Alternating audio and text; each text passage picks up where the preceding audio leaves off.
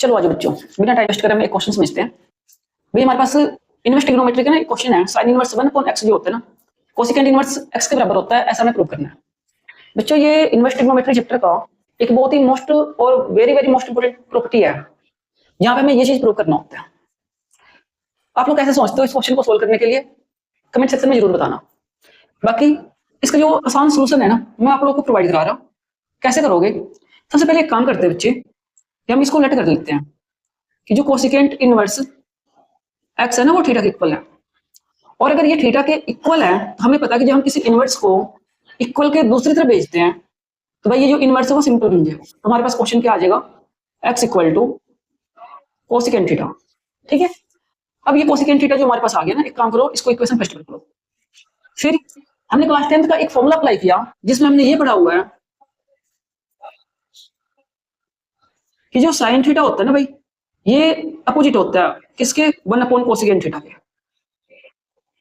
और जैसे हमने यहां तक पढ़ा, हमने एक चीज समझ में आया कि जो साइन थीटा है ना भाई, ये 1 कोसिकेंट के इक्वल है, और जो कोसिकेंट इक्वल है वो किसके बराबर है भाई, x के।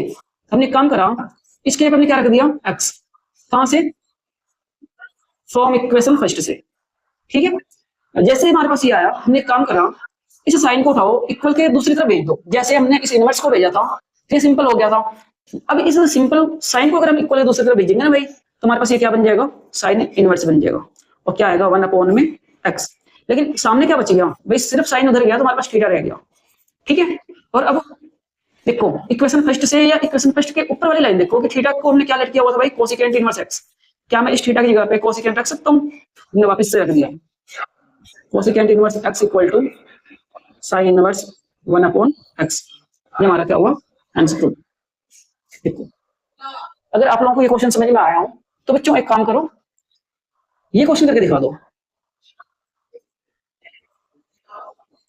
कि जो कोस इनवर्स 1/x होता है वो सेकेंड इनवर्स x के इक्वल होता है, या एक और tan इनवर्स 1/x जो होता है वो कोट इनवर्स x के इक्वल होता है।